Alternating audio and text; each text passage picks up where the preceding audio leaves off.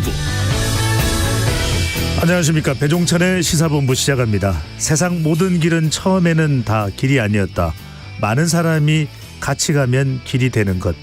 한동훈 법무부 장관이 어제 언론 앞에서 한 말입니다. 루신의 소설 고향의 한 구절을 인용한 것인데요. 사실상 정계 진출을 선언하는 뜻으로 이해가 되고 있습니다.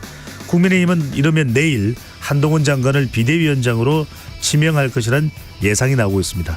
이런 가운데 이재명 더불어민주당 대표는 김부겸 전 총리와 오늘 만남을 가집니다. 두 사람의 회동은 이낙연 전 대표가 탈당 후 창당을 시사한 상황이어서 더욱 주목이 되고 있습니다. 잠시 후 정치의 품격에서 이상민 무소속 의원과 자세한 이야기 나눠보겠습니다. AI, 인공지능이란 말 아시죠? 내년부터 이 말이 사라질 수 있다는 이야기가 나오고 있는데요. 어떤 의미일까요? IT본부에서 그 궁금증을 풀어보시겠습니다. 12월 20일 수요일 배종찬의 시사본부 지금 출발합니다.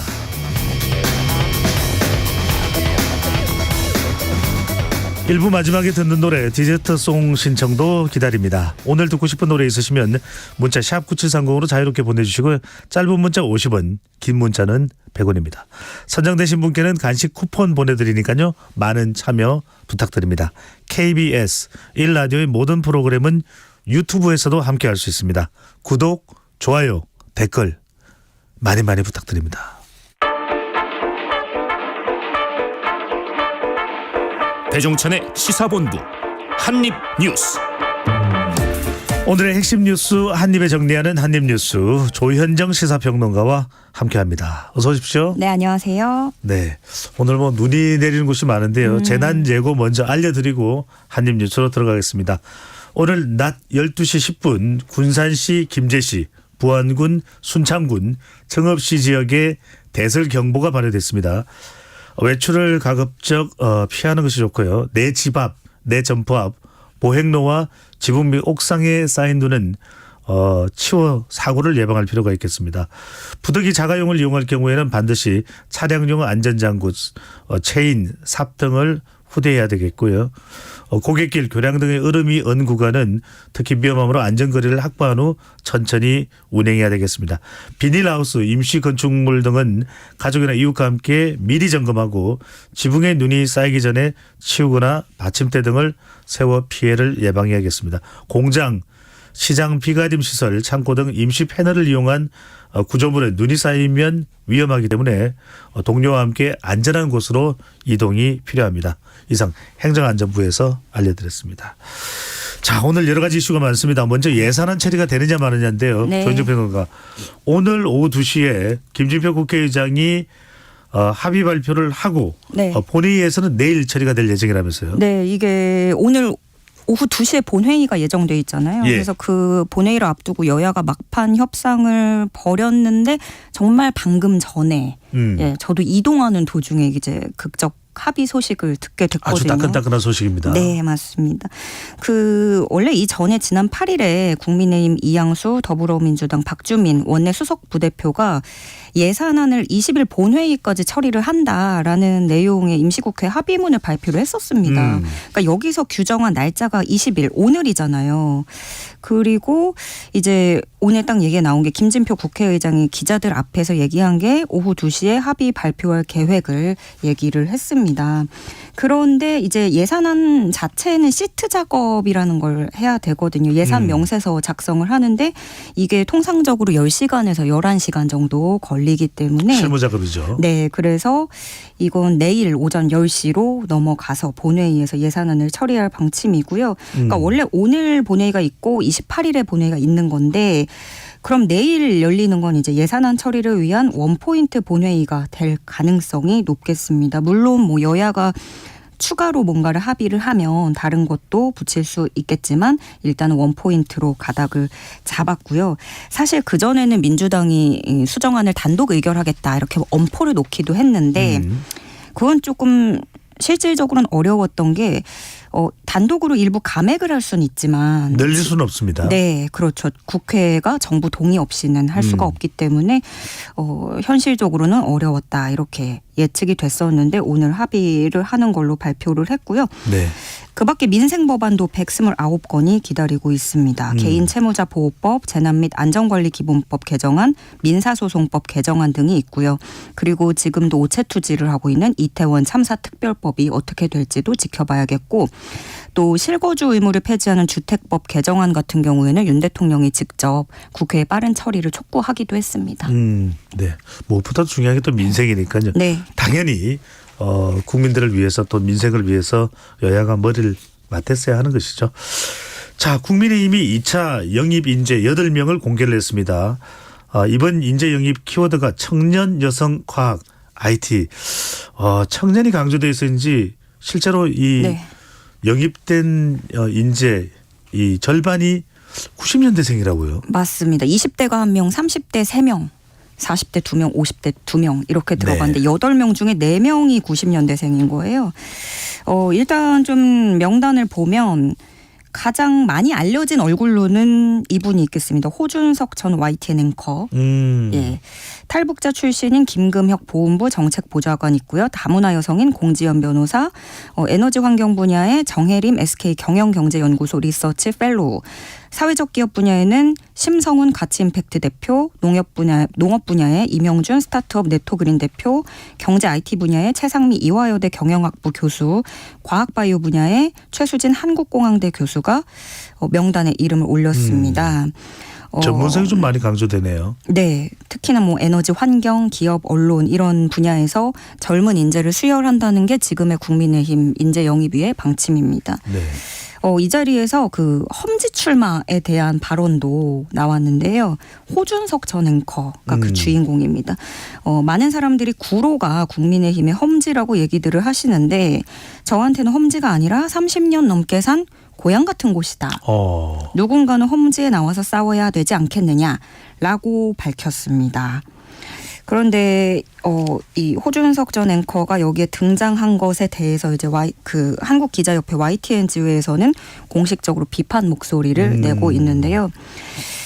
이게 퇴사 바로 다음 날에 영입 인재 자격으로 국민의힘 행사에 참석을 하게 된 거거든요. 네. 그런데 이 기자협회 YTN 지회에서 주장하는 건 사내 윤리 강령에도 그 근무하는 동안에는 정당 활동하지 않는 게 당연한 내용이고 퇴사 후 6개월 이내에 정치 활동을 하지 않는다라고 명시돼 있다라는 부분을 지적하고 있습니다. 다음으로 눈에 띄는 인물은 김금혁 보좌관인데요. 탈북민입니다. 그 김일성 종합대학에서 공부한 북한 엘리트 출신으로 알려져 있고 중국 유학을 하다가 북한 체제의 실상을 깨닫고 민주주의를 공부하는 독서 모임을 만들었다가 적발돼서 한국으로 넘어온 것으로 알려져 있습니다. 네. 그다음 또 이제 화제 인물이 되는 게 공지연 변호사예요. 중국인 어머니, 한국인 아버지 사이에서 태어난 다문화 가정 출신 변호사인데 그보다 이제 이 영입 발표 직후에 과거 변호 이력이 알려지면서 논란이 되고 있습니다. 그 변호했던 내용 중에 술에 취해서 아내의 사촌 동생을 강간한 친족 강간의 변호를 맡았습니다. 그 당시 피의자가 이미 1심에서 5년을 선고받고 법정 구속된 상태였는데 네. 그 추후에 공변호사 조력을 받고 항소심에서 집행유예 5년으로 감경이 됐습니다. 그래서 이 사실이 알려지면서 그 인재영입위 측에서도 사실관계를 파악하고 있다고 밝혔고요. 국민의 눈높이에 맞지 않은 언행과 행동이 있다면 책임 있는 조치를 할 계획이다라고 이야기를 하면서 어떻게 보면 인재 영입 철회 가능성까지도 열어둔 상태입니다. 네. 하여튼 뭐 또 공천을 받을 수는 있을지 앞으로도 유권자들은 어떻게 평가할지 이 부분까지 또 지켜봐야 되겠죠. 자, 이번에는 지난주부터 계속 주목받고 있는 인물입니다. 국민의힘 비상대책위원장으로 유력하게 거론되는 한동훈 법무부 장관인데요. 정계 입문을 시사한 그런 발언을 한 것으로 풀이되고 있습니다. 먼저 한동훈 장관의 발언부터 듣고 오겠습니다. 세상 모든 길은 처음에는 다 길이 아니었습니다. 진짜 위기는 경험이 부족해서라기보다 과도하게 계산하고 몸살일 때 오는 경우가 더 많았다고 저는 생각합니다. 지금까지 공직생활하면서 공공선을 추구한다는 한 가지 기준을 생각하면서 살아왔고요. 그 과정에서 누구를 맹종한 적 없고 앞으로도 그럴 겁니다. 네. 루신의 소설에서 또 인용을 해서 정치 신인이다. 또 비상대책위원장을 한다면은 참 어려운 이런 당을 어떻게 이끌 수 있겠냐 이런 우려에 대해서 세상 모든 길은 처음에는 다 길이 아니었다. 좀 얼마든지 해낼 수 있다. 이런 또 의지피력으로도 읽을 수 있을 거고요. 어떻게 해석을 네. 해볼 수 있을까요? 그러니까 일단은 제일 많이 나오고 있는 얘기가 정치 경험이 전무하다. 정치 신인이 이걸 감당할 수 있겠느냐라는 의구심이 있기 때문에 좀 이런 우려들을 향한 메시지인 것 같아요. 그리고 저는 또 여기 그 과정에서 누구를 맹종한 적 없고 앞으로도 그럴 것이다라는 발언에서 좀 윤 대통령 검찰총장 당시 청문회에서 말했던 그 기시감이 좀 들었거든요. 사람에게 충성하지 않는다. 그리고 전체적인 발언이 한 장관의 그런 꽤 강한 의지가 엿보였습니다. 네. 그리고 비대위원장이 되면 윤석열 대통령 아바타 노릇만 할 것이다라는 그런 세간의 이야기에도 선을 긋는 모습이었고요. 특검으로 인한 정쟁에 대해서도 발언을 피하진 않았습니다. 거기에 대해서는 법 앞에 예외는 없어야 된다라고 대답을 했고요. 하지만 그러면서도 그 법안들은 수사 상황을 생중계하는 독소 조항도 있다. 또 다음 총선에서 민주당이 원하는 선동을 하기 좋은 시점을 특정해서 만들어진 악법이다. 이런 발언도 했어요. 네. 그러니까 이 시점을 특정했다. 민주당이 원하는 선동을 하기 좋은 시점이라는 거는 이 특검에 대해서 그 시기적인 상황, 총선 후에 특검 실시를 이야기하는 것으로 보여지고요. 그리고 또 김건희 여사 명품백 논란에 대해서는 몰카 공작이 맞지 않냐. 법과 원칙에 따라 수사가 진행돼서 처리될 것이다 라고 답을 하면서 좀 일각에서는 본질을 비껴간 게 아니냐라는 비판도 나오고 있습니다. 네. 여튼 특검에 대해서는 아직 비대위원장이 발표된 것이 아니니까요. 네. 과연 어떤 또 발언을 할지도 주목이 되고 있습니다. 자, 더불어민주당입니다. 송영길 전 대표의 구속으로 민주당은 상당히 또 난감해진 상황입니다. 비명계에서는 송영길 전 대표 구속되고 당 상황이 어려워질 수 있기 때문에 비상대책위원회 네. 이재명 대표 체제가 아니라 비상대책위원회 비대위 체제로 가야 된다는 의견 목소리가 더 높아지고 있네요. 네, 지금 민주당으로서는 앞으로의 검찰 수사 파장에 촉각을 곤두세울 수밖에 없거든요. 근데 계파별로 시선이 극명하게 엇갈리고 있는데 특히 비명계를 중심으로 민주당의 도덕성 논란이 재점화됐다라면서 비대위 전환을 재차 촉구하고 있는 상황이고요. 친명계는 이거는 검찰 공화국이다. 검찰이 아니었으면 이렇게까지 일이 오지 않았다 라면서 야당 탄압론을 펼치고 있는 중입니다. 그런 도중에 지도부는 송 전 대표는 이미 탈당한 사람이다 라면서 좀 선을 긋는 모습이고요. 지금 돈봉투 관련으로 의혹에 연루된 당내 의원만 20여 명입니다. 그래서 그 총선 앞두고 당연히 공천 과정에서 잡음이 예고돼 있는데 그 지도부 측에서도 좀 딜레마인 게 명단이 나왔다고는 하지만 사실 그걸로 어떤 법적 조치 판결이 나온 건 아니니까 어떻게 하기도 어려운 상황이라는 거죠. 그 연루자들에게 공천을 줘도 문제가 되고 주지 않아도 문제가 될 수 있다라는 분석이 나오고 있고요. 그렇지만 또 비대위를 촉구하는 입장 비명계 이 조응천 의원이 의견을 밝혔는데 네. 20여 명에 달하는 현역 의원에 대한 소환 조사가 이어진다면 여권이 이 소환을 레버리지로 활용하면서 김건희 특검법 전국을 물타기하려 들 것이다라는 주장도 나오고 있습니다. 네. 자, 비명계가 친명계 또 이재명 대표에 대한 비판이 계속 이어지고 있습니다. 중요한 이제 공천인데요. 공천이 네. 어떻게 될지 이 갈등이 불거지는 또 현상도 나오고 있습니다. 친명계 현역 의원 지역구에 도전한 비명계 인사들이 잇따라 공천 부적격 판정을 받은 것이 논란이 되고 있다면서요. 네, 이 비명계로 분류되는 최성 전 고양시장 또 네. 김윤식 전 시흥시장이 민주당 총선 예비후보 심사에서 공천 부적격 판정을 받았습니다. 그 최성 전 시장은 본인이 이낙연 전 대표와 긴밀한 관계를 유지한 게 이번 공천 학살의 원인이라고 주장을 하고 있는데 그 최선 전 시장은 지난 대선 경선 때 이낙연 캠프 총괄 부본부장이었었거든요. 그러다가 경기 고양을에 도전을 했는데 지금 이 고양을 현역 의원이 한준호 의원, 이재명 대표 대선 캠프 수행실장을 맡았던 인물이죠. 네. 또 김윤식 전 시장 같은 경우에는 친명계인 조정식 사무총장 지역구에 출마를 준비해 왔는데 여기가 경기 시흥을인데 김 전 시장 주장으로는 이 사무총장이 자신의 지위를 이용해서 지역구 경쟁 상대를 제거해버리는 그런 당직을 이용하고 있다라고 성토하고 있습니다. 반면에 최강욱 전 의원의 그 암컷 발언을 옹호했다가 당직을 사퇴했던 인물이죠. 남영희 전 민주연구원 부원장은 적격 판정을 받고 예비 후보로 등록을 했고요. 네. 상황이 이렇다 보니까 비명계에서는 이거는 공천 학살이 시작된 거다. 이러면서 조정식 사무총장과 김병기 검증위원장 사퇴를 주장하고 있습니다. 네. 민주당 상황이 어떻게 긴박하게 돌아가고 있는지는 뭐 탈당을 하긴 했지만 이따가 2부에 정치의 품격에 출연하는 이상민 의원에게 자세하게 물어보도록 하겠습니다.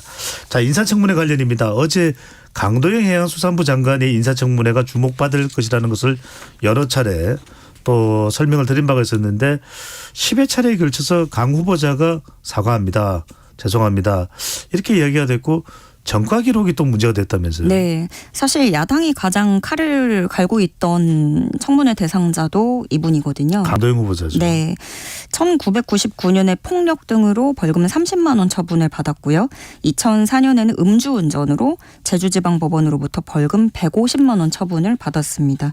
이 강 후보자는 그 음주운전에 대해서는 음주 다음 날 아침 숙취 상태에서 운전을 하다가 적발된 것이다라고 제출을 했고 청문회장에서 발언하기로도 기억에 그렇게 남아있다라고 답했습니다. 폭행 이력에 대해서는 이거는 위협 운전을 하는 분이 있어서 사과했으면 좋겠다고 이야기하고 그 과정에서 언성이 높아졌고 멱살을 잡다가 그렇게 된 상황이었다라고 설명을 했고요. 추가적으로는 법인카드를 개인적으로 사용했느냐라는 의혹이었는데 2020년부터 한국해양과학기술원 제주연구소장, 제주특성연구센터 책임연구원 등으로 재직을 했습니다.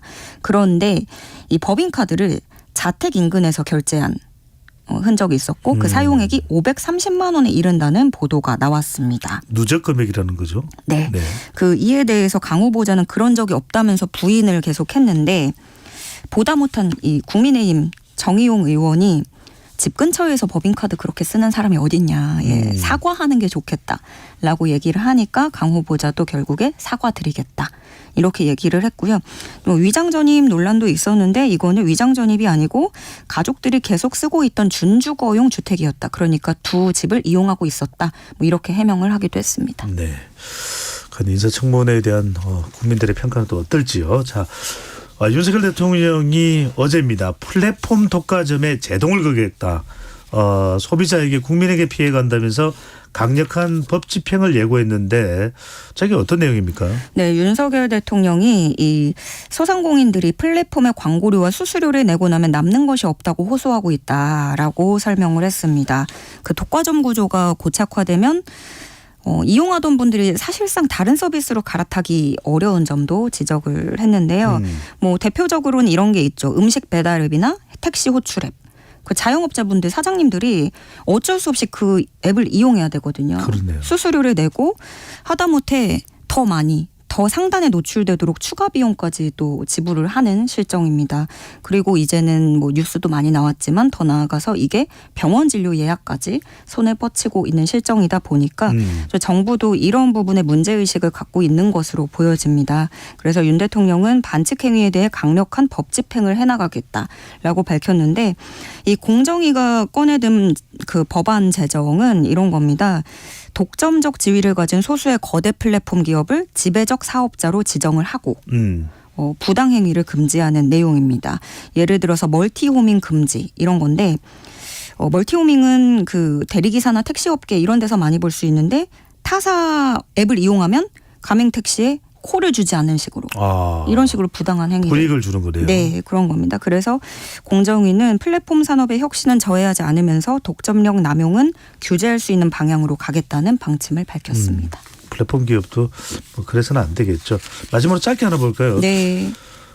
전두환 씨 일가네요. 전두환 씨 일가의 오산시 땅을 관리하던 경기도 오산시죠. 땅을 관리하던 신탁사가 검찰이 이제 추징을 했습니다. 일정 금액을 추징을 했는데 이게서 반발한 이의 신청을 대법원이 최종적으로 기각을 해버렸네요. 네, 이게 조금 복잡해요. 2013년에 검찰이 전 씨 일가가 부동산 담보신탁 계약을 맺고 교보 자산신탁에 맡겼던 경기도 오산시 임야가 있는데 이거를 차명재산으로 보고 압류 처분을 했었습니다. 네. 그리고 장남 전재국 씨가 검찰에 출석했을 때 이 땅 실소유자가 전 씨가 맞다라고 인정하기도 했었고요. 그래서 검찰이 여러 차례로 수년간 은닉자금을 추적을 했잖아요. 이 과정에서 이 오산시 임야 5필지를 압류했습니다. 그런데 교보자산신탁이 여기에 반발을 해서 이의 신청을 냈고 압류 처분을 취소해달라. 이렇게 했습니다. 그런데 이 압류 처분 무효 확인 소송 같은 경우에는 대법원이 지난해 검찰 손을 들어주면서 5필지 중에 2필지에 대한 대금을 먼저 국고로 환수를 했고 재판 도중에 전 씨가 사망을 했죠. 그래서 나머지 3필지 공매대금 55억 원이 사실상 국가가 환수할 수 있는 마지막 추징금이 된 겁니다. 그러다가 이번에 대법원이 교보자산신탁이 냈던 이의 신청에도 최종 기각을 했다는 소식이고요. 지금까지 추징금 2,205억 원 가운데 1,282억 2천만 원이 환수됐습니다. 네. 나머지 860억 원 정도는 환수가 불가능한 상황입니다. 더 하고 싶어도 할 수가 없는 상황이군요. 네. 자, 한입뉴스 조현정 시사평론가와 함께했습니다. 잘 들었습니다. 네, 고맙습니다. 이 시각 교통정보 듣고 돌아오겠습니다. 임초희 리포터. 네, 이 시각 교통정보입니다. 먼저 서울 시내 잇따르는 돌발 상황 중심으로 주로 정체입니다. 내부순환도로 성산 방향 홍지문 터널 일대 정체인데요. 홍지문 터널 나와서 3차로에 사고 있어서입니다. 강변북로 일산 쪽으로는 마포대교에서 작업 중인 양화대교 부근까지 계속해서 어렵고요. 반대 구리 방향은 마포대교에서 동작대교 사이 막히는데요. 이 사이에 원효대교 2차로에서 조금 전 추돌 사고 발생했습니다. 올림픽대로 공항 방향은 한남대교 에서 한강대교까지 밀립니다. 구반포 지하차도 진출로에선 2차로를 막고 작업을 하고 있으니까 잘 살펴서 지나시고요. 현재 충남과 호남, 제주 산지에는 대설특보가 내려진 가운데 눈이 내리고 있어서 눈길 교통 안전에 유의하셔야겠습니다. 눈 예보로 교통량이 많지는 않습니다. 지금 중부내륙고속도로 창원 쪽 진남터널 부근 1차로에서 사고 발생해서 주의가 필요하고요. 좀 더 가서 상주 부근에서 짧게 정체인데 작업 영향입니다. KBS 교통정보센터에서 임초희였습니다.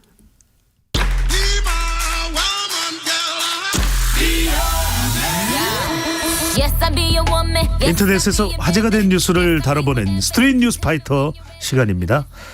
오늘도 박지원 뉴스캐스터와 함께합니다. 어서 오십시오. 안녕하세요.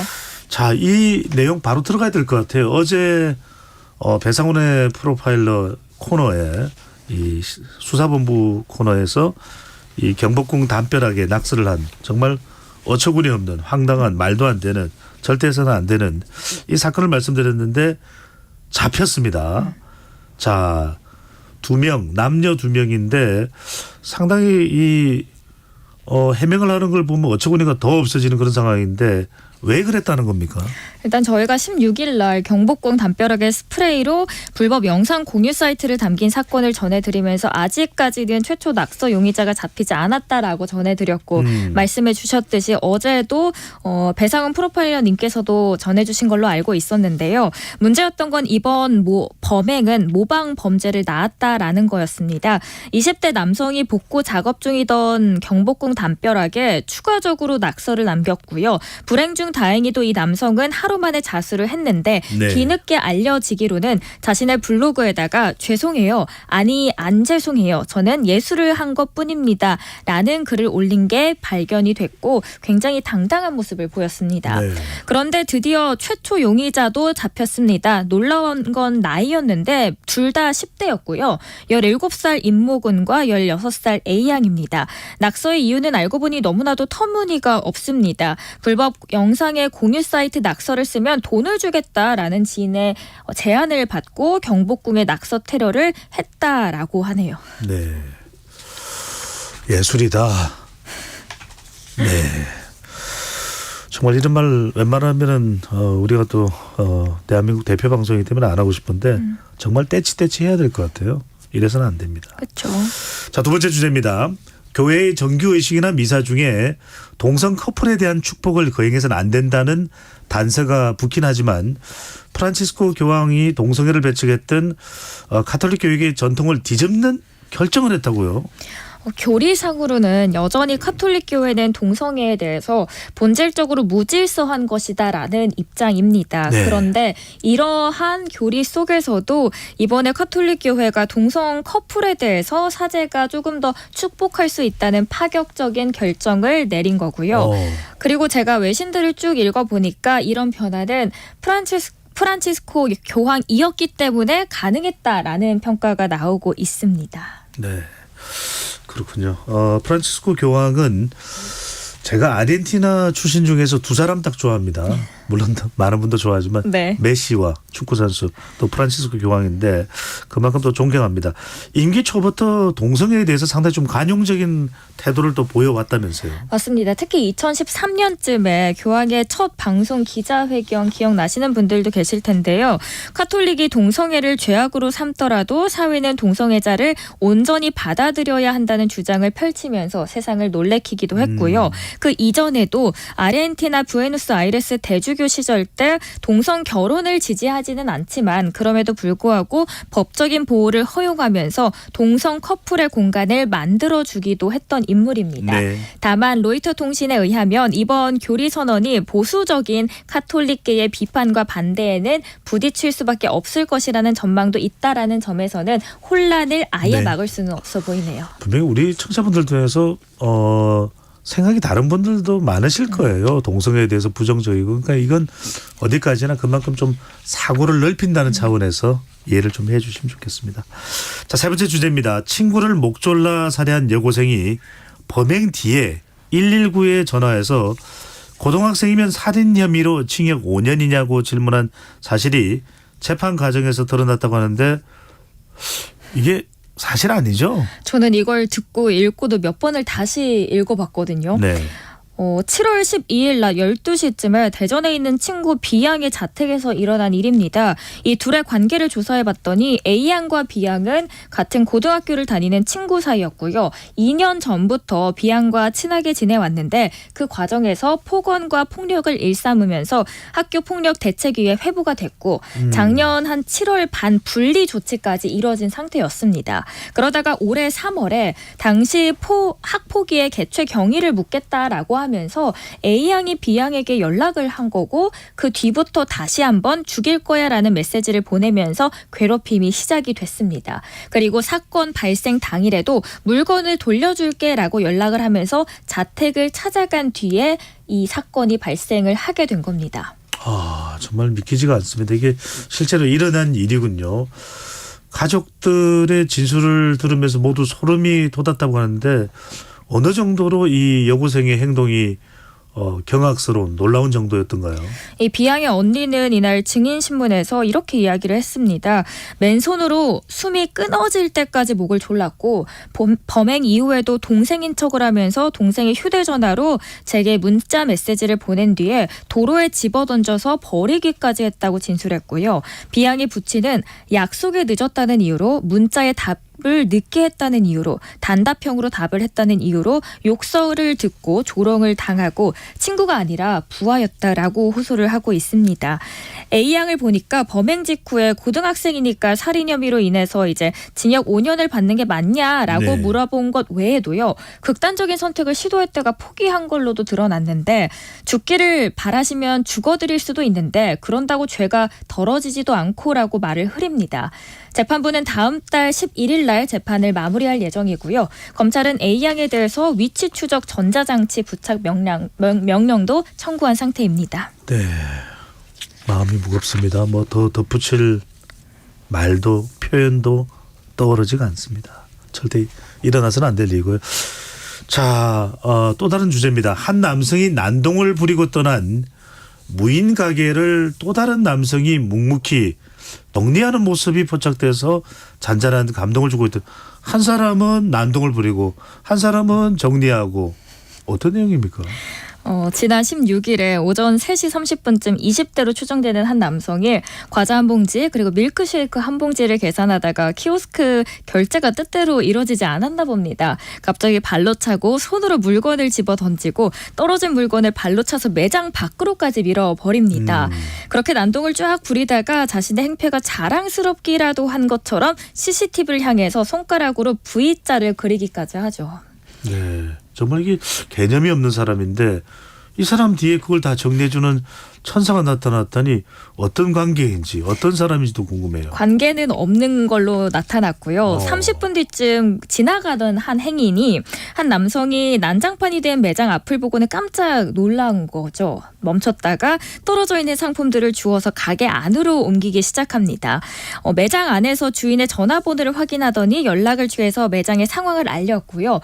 그 이후에도 매장 밖에 떨어진 물건들을 다 정리하는 등 선행을 베풀었습니다. 네. 아무리 힘들어도 그래도 외면하지 않고 이렇게 번거로움을 굳이 무릅쓰고 큰 도움을 주신 분들이 있어서 그나마 세상이 살만한 것 같습니다. 네, 이런 분들이 세상을 밝게 만드는 거 아닌가라는 생각이 듭니다. 자, 한 가지 주제 더 좀 짧게 다뤄보겠습니다. 한 대학 교수가 여자는 임신하면 쓸모없다. 천인공노할 말이군요. 모욕적인 발언을 내서 논란이 되고 있는데 분노한 학생들이 단원서를 냈다고요. 4년제 특수목적 국립대학교인 한국전통문화대 교수 파문이 일고 있습니다. 녹취 파일을 들어보면 학생들이 매긴 강의 평가에서 나쁜 점수가 나온 걸 알고서는 너희들에게 직접적으로 불이익이 가게 할 거다. 교수가 가진 권력이라는 게 어떤 건지 보여줄 거다. 협박성 발언을 쏟아냅니다. 네. 다른 수업 시간에서는 여학생은 임신하면 쓸모가 없다. 일할 사람이 없으니까 대학원생은 임신 순서를 정해와 같은 발언까지 했다고 합니다. 학생들은 해당 교수의 갑질과 막말을 폭로하고 문화재청에 탄원서를 냈고요. 네. 그동안 많은 사람들이 또 불이익을 받았던 만큼 졸업생들도 참여를 했다고 합니다. 하지만 해당 교수는 사실 나는 그냥 학생들을 바른 길로 인도하는 차원에서 말을 했을 뿐 악의는 없었다라고 밝히면서 반성의 기미를 하나도 보이고 있지 않습니다. 반성을 하면 반성하게끔 만들어야죠. 답답합니다. 너무 말이 안 됩니다. 가뜩이나 저출산으로 지금 온 나라가 대책을 세우느라고 여념이 없는데 자 절대 일어나서 안 되죠. 다음 시간에는 좀 미담도 가지고 오세요. 좋은 이야기 많이 들고 너무 오겠습니다. 무거워지는 것 같았어요. 자 오늘 말씀 여기까지 듣겠습니다. 지금까지 박지원 뉴스캐스터와 함께했습니다. 잘 들었습니다. 행복하세요. 오늘의 디저트송입니다. 5230님 사방이 겨울왕국이네요. 2023년도 얼마 남지 않았습니다. 안 좋은 기억 다 잊고 2024년을 기대합니다.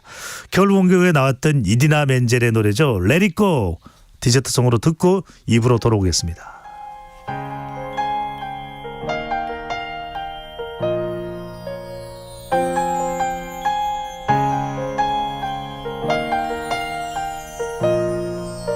The snow glows white on the mountain tonight, not a footprint to be seen.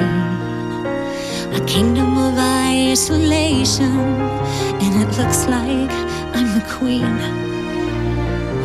The wind is howling like this swirling storm inside.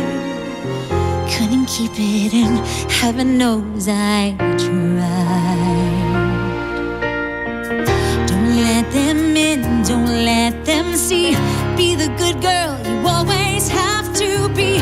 Conceal, don't feel, don't let them know. Well, now they know.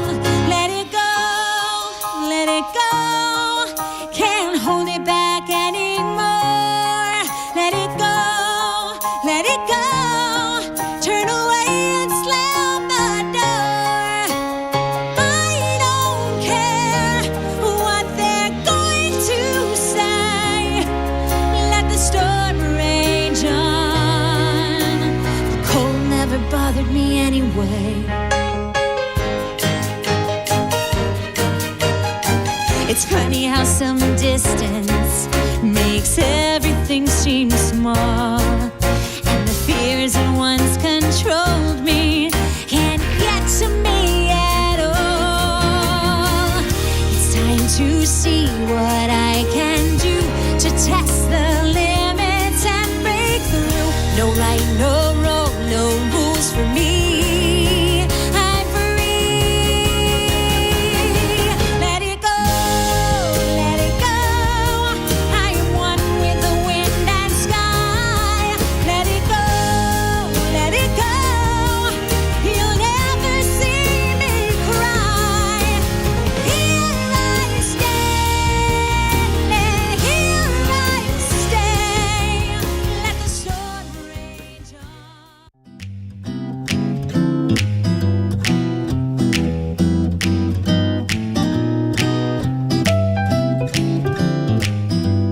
안녕하세요. 바른말 고운말입니다.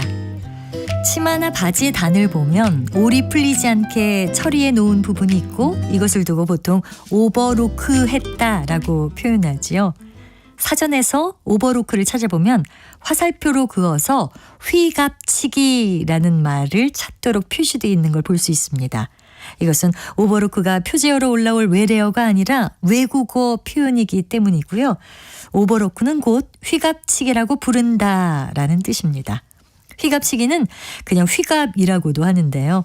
바느질에서 마름질한 옷감의 가장자리가 풀리지 아니하도록 꿰매는 일을 말합니다.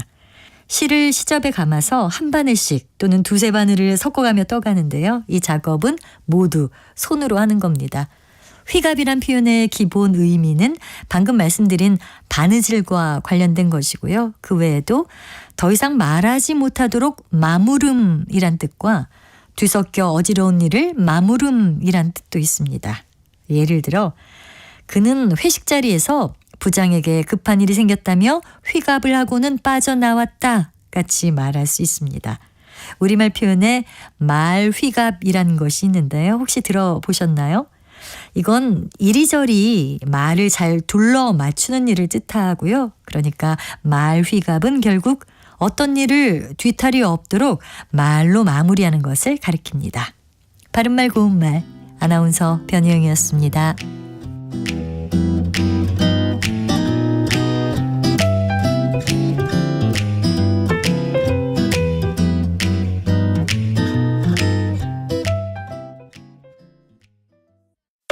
상대 얘기 중에서도 맞는 얘기가 있잖아요. 그러면 예, 거기까지 동감이 이루어졌으니까 그럼 또 요 다음 가시죠. 무슨 정반합 이렇게 가야 되거든요. 이기고 지는 걸 떠나서 좋은 결론을 도출해내셨으면 좋겠어요. 선 넘지 않는 그런 토론. 별로 의미는 없을 것 같아도 그래도 그런 자리가 자꾸 있어야 뭐가 변화가 있을 것 같아요. 그렇게 하다가 보면 뭐라도 뭐 하나 얻어 걸리는 게 있겠죠.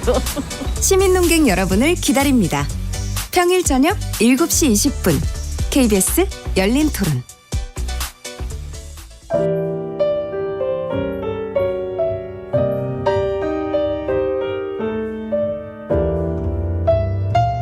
내일의 품격, 김성환의 시사야에서 챙겨가세요. 하루를 마무리하는 시간 꺼내보는 당신의 지식 창고. KBS 일라디오 김성환의 시사야. 평일 밤 10시 5분 여러분을 찾아갑니다.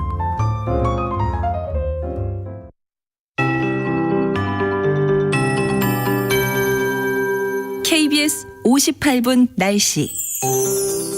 한낮인데도 지금 기온이 영하 5도 안팎에 머물러 있는 곳이 많습니다. 찬바람이 강하게 불어 현재 서울의 체감 온도는 영하 11도 정도로 나타나고 있습니다. 오늘 예상 낮 최고 기온이 서울 영하 5도, 대구 0도, 광주 영하 1도 등으로 어제보다 2도에서 6도 정도 낮겠고요. 북쪽에서 더 강력한 찬 공기가 밀려 내려오면서 밤 사이에는 기온이 더 크게 떨어지겠습니다. 내일 아침에는 서울 영하 15도, 대전 영하 13도, 부산도 영하 6도까지 내려가며 이번 겨울 들어 가장 추울 전망입니다. 중부 내륙과 경북 북부에는 한파경보가, 남부 내륙에는 한파주의보가 내려졌고요. 오늘 밤 9시부터 발효되겠습니다. 한편 찬 공기가 상대적으로 따뜻한 서해바다 위를 지나면서 큰 온도 차이에 의해 눈구름이 계속 만들어져 서쪽 지역에 영향을 주고 있습니다. 지금 충남과 전라도, 제주도에 대설특보가 발효 중이고요. 모레까지 눈이 이어지면서 앞으로 제주도 산지에는 70cm 이상, 전북 서부 지역에는 곳에 따라 50cm 이상, 전남 북서부와 제주도 중산간 30cm, 충남 서해안에도 5에서 많게는 20cm 이상의 폭설이 쏟아지는 곳이 있겠습니다. 현재 서울의 기온은 영하 6.3도입니다. 송소진입니다.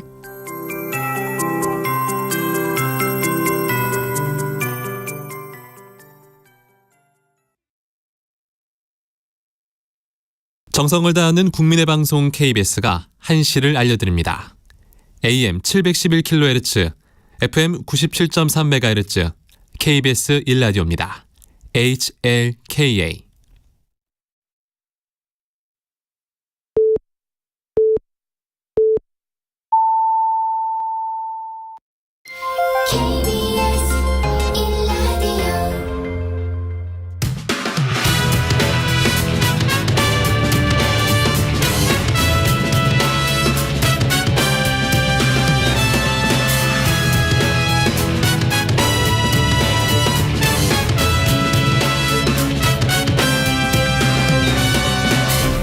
KBS 1라디오 배종찬의 시사본부.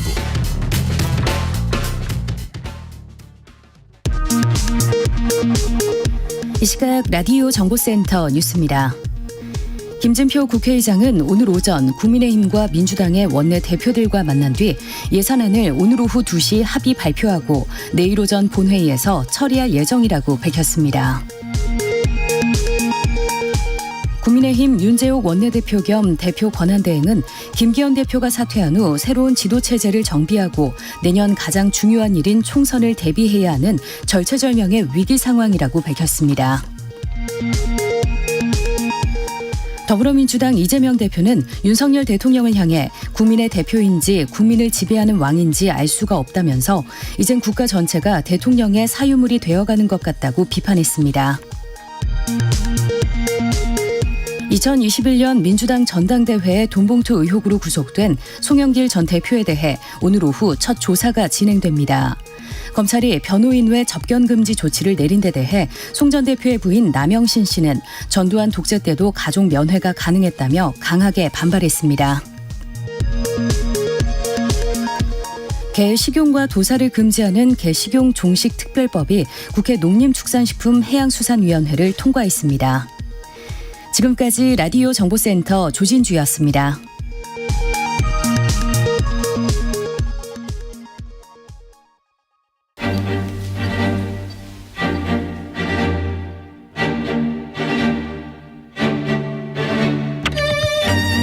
오늘부터 새롭게 선보이는 정치의 품격 시간입니다. 화제 인물입니다. 이상민 무소속 의원과 함께하겠습니다. 의원님 어서 오십시오. 예, 감사합니다. 영광입니다. 네. 정치의 품격이라고 그랬나. 또 그렇게 또 배종찬의 시사본부에 꼭 출연하고 싶다고 하셨다고 전해드렸습니다. 막 욕망이 이글거렸죠. 네. 근데 연락도 안 오시고 그러더라고요. 전화를 안 받으시던데. 우리 저 배 소장님이 그 시사본부 맡기 전과 후가 좀 달라진 것 같아요. 제가 이런 이야기를 말씀을 듣는 걸 아주 좋아합니다. 농담이고요. 예. 자, 많은 청취자분들도 지금 언론사에서도 지금 방송 많이 듣고 계실 텐데 바로 특종을 하나 드릴 수 있으면 드릴 것 같은데 그건 뭐 어디까지나 의원님께 달렸습니다. 다음 중 이상민 의원이 이번 총선에 출마는 어디에서 하게 될까요? 1번 국민의힘, 2번 무소속, 3번 이준석 신당, 4번 이낙연 신당. 몇 번입니까? 아니 저 한밤중에요. 네. 전화가 와요. 제 후배한테. 네. 지네끼리 여러 명이 술 먹고 있는데 그거 가지고 내기를 했대요. 그 저보고 답을 알려달라고 똑같은 지금 질문처럼. 예. 말할 수 없습니다. 참고로 이 방송을 들으시면은 이상민 의원이 어디 쪽에 무게가 실려 있다는 것은 어느 정도 해석을 하시는 것이 가능할 것으로 보입니다. 자, 얼마 전에 안철수 의원을 만났습니다. 네.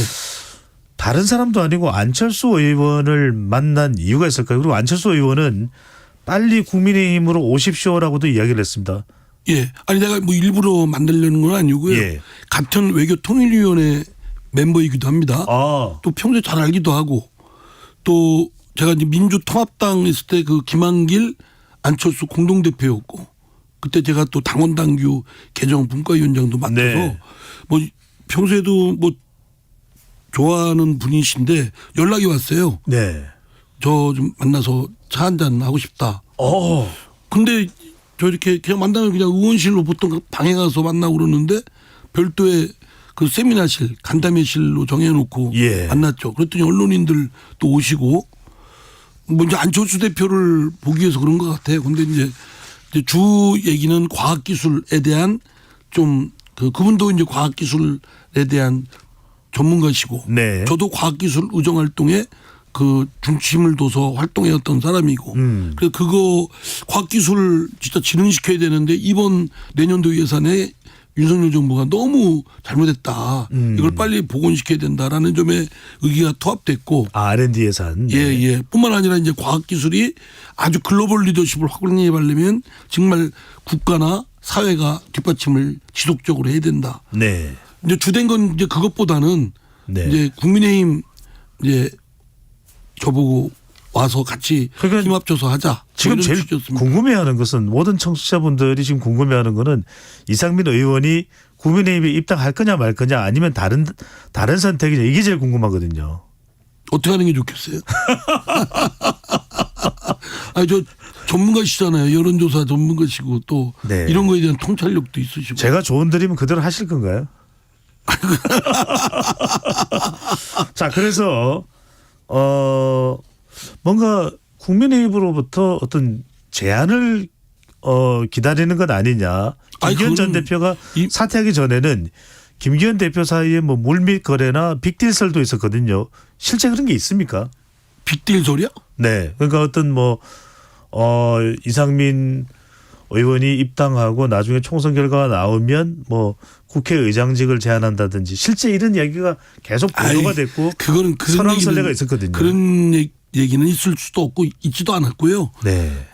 저거는 김기현 대표께서 저한테 이제 국민의힘에 와서 저 같이 힘 합쳐서 하여튼 정치 개혁이나 국회 개혁이나 뭐 이런 뜻하는데 같이 좀 해보자. 네. 그리고 과학기술 R&D 얘기도 하기 위해서도 또 김기현 대표도 만났을 때 과학기술 이것도 당에서 뒷받침하도록 할 테니까 저보고 이제 당신이 와서 하면 당신의 뜻에 맞게끔 활개를 펼치고 의정 활동할 수 있게끔 정치 활동할 수 있게끔 그렇게 하자 뭐 이런 네. 얘기는 있었죠. 네. 예.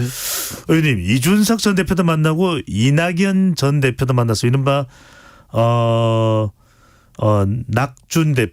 낙준 전 대표를 다 만났는데 신당으로 갈 가능성 조금이라도 있습니까?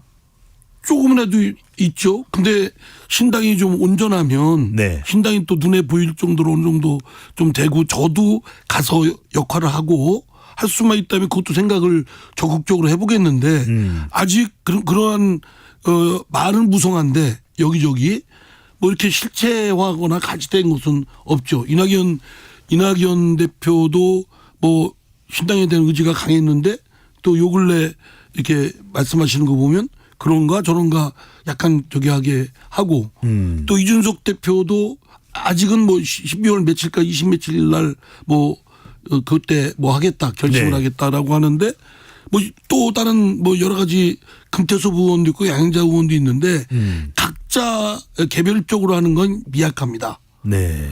지금 더불어민주당과 국민의힘은 강대한 독과점 체제거든요. 이 양대 정당에 대항하려면 연합을 해야 하는 수밖에 없어요.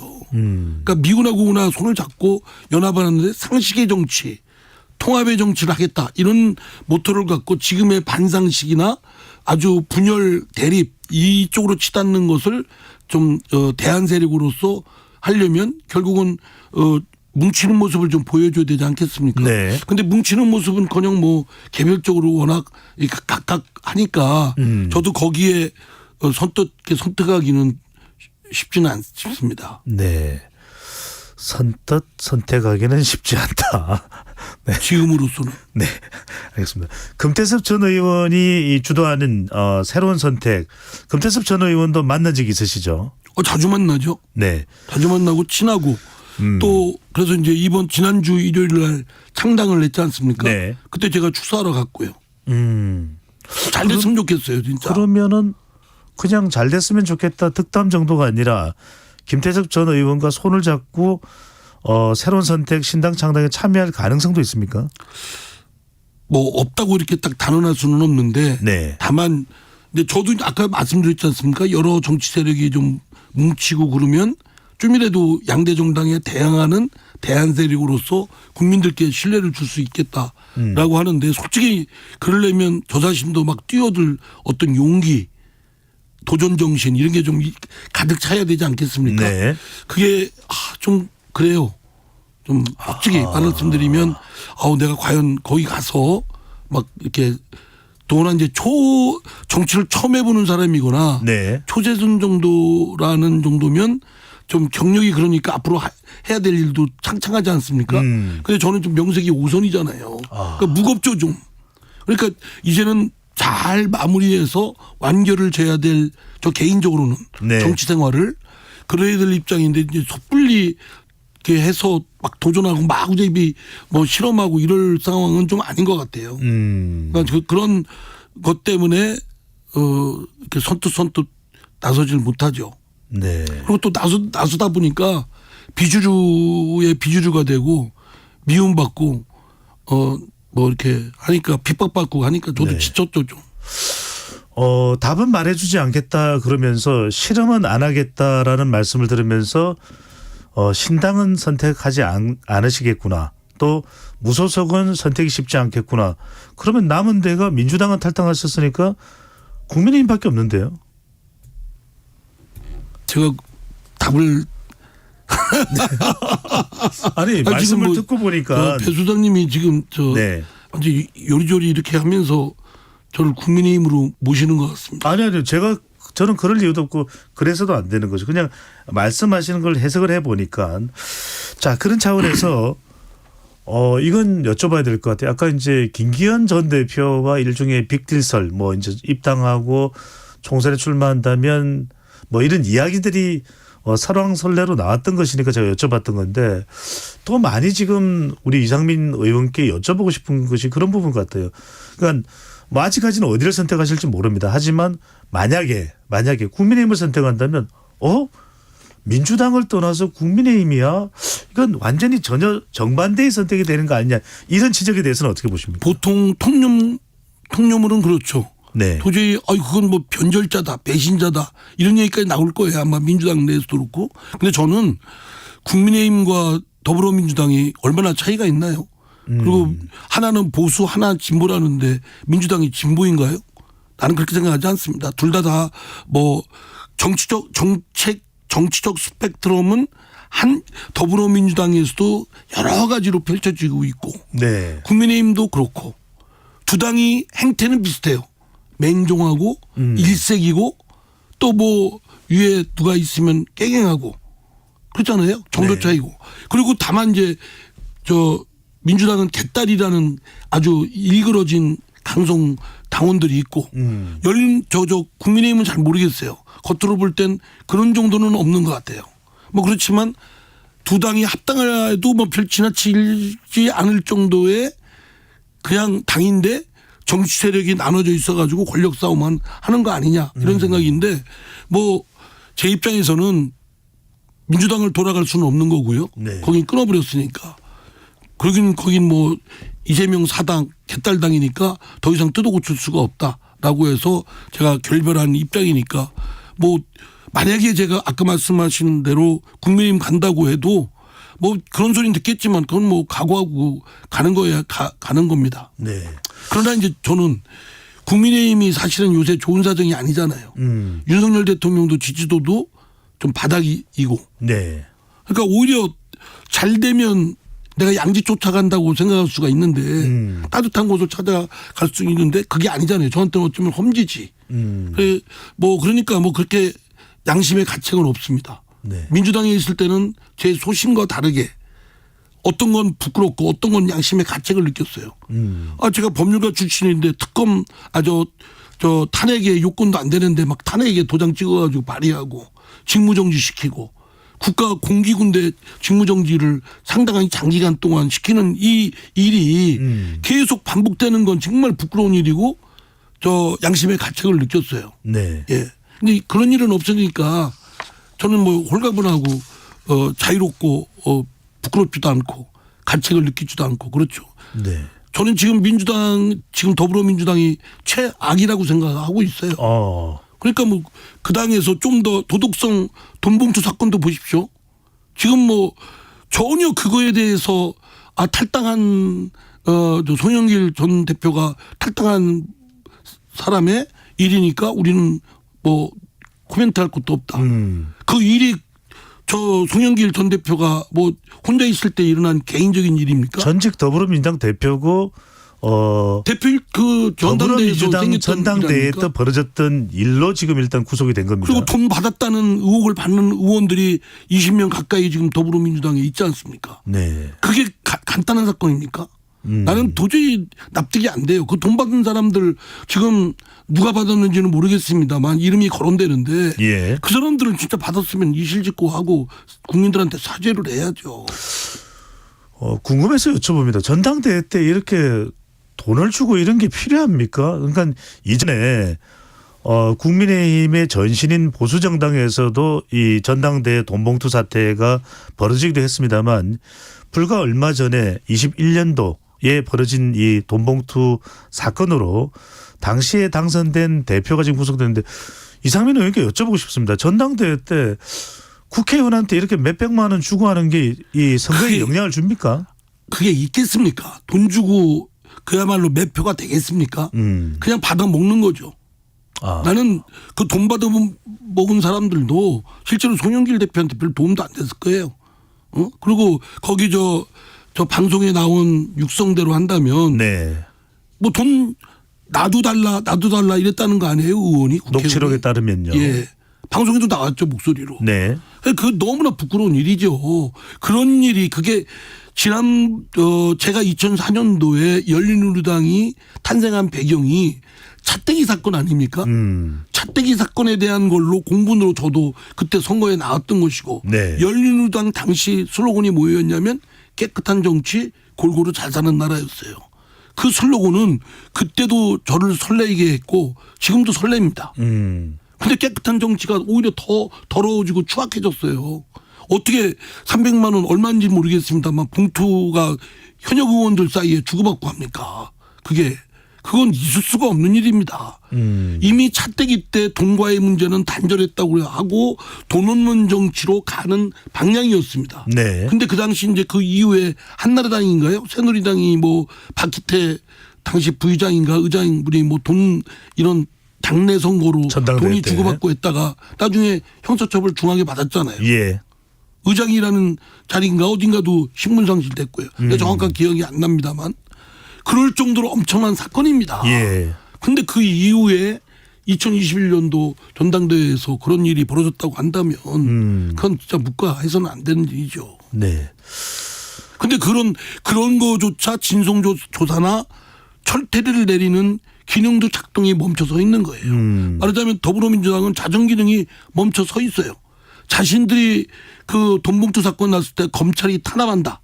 야당을 탄압한다고 했을 때 그때 진상조사하라 하니까 조사해서 그거에 따라서 처벌을 하라 그러니까 강제 수사권이 없어서 조사도 못하니까 검찰의 수사의 결과에 맡긴다. 뭐 이런 식인 무기력한 모습을 보이고 있지 않습니까? 그 이후에 코인 사건 무슨 사건 그런 사건들이 늘어질 정도로 만연해 있는 거죠.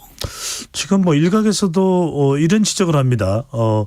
정확하게 수사가 이루어져야 되겠지만은 이 전당대회에 돈봉투를 받은 것으로 의심되는 또 검찰로부터 소환 조사를 받는 의원들은 공천에서 배제해야 된다. 이건 어떻게 보십니까? 당연히 지방선거도요. 지방의회 의원들 공천에서도 고소당해서 수사만 받아도 공천에서 탈락입니다. 지금은 별 얘기 다 나오잖아요. 의혹만으로 어떤 의원이 얘기 나와서 오늘도 들어보니까 의혹만으로 불이익을 줄 수 없다. 정치는 의혹만으로 불이익을 받습니다. 정치적 리더십은 의혹을 받는 것만으로도 그 자리에 있으면 안 되는 거예요. 제가 그동안 이재명 대표한테 대표직을 내놓으라고 사퇴해야 된다고 주장했던 게 여러 사법상 형사 사법적 의혹을 받고 있고 수사받고 재판받고 있기 때문에 대표로서의 리더십을 발휘할 수 없고 또 그 먹구름이 당에도 그대로 끼쳐오기 때문에 방패정당이 된 거 아닙니까? 그래서 그만큼 하는데 지금 그런 돈봉투 받았다고 받는 의혹 상당수 지명받은 의원들을 공천을 주면 그거는 온전한 당이 아니죠. 네. 자, 친명 비명 간의 갈등이 더 골이 깊어지고 있는 그런 상황이고 민주당 내부 상황입니다. 자, 의원님께 단도직입적으로 여쭤보겠습니다. 만약에 이 당대표가 이재명 대표가 아니라면 탈당을 안 했을 겁니까?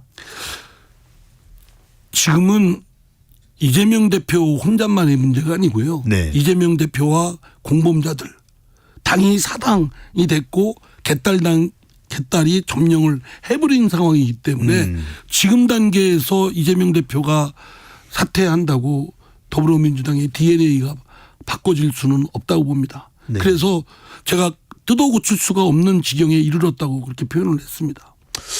이상민 의원이 또 민주당의 5선 의원이고 또 당에 대해서 애정을 가지고 있는 의원이 이 정도로 생각할 정도면 원칙과 상식에 있는 4명의 의원도 거의 생각이 비슷한데 계속 당에 남는 이유는 뭘까요? 그 정도면 그냥 이거는 제가 이제 궁금해서 여쭤보는 겁니다.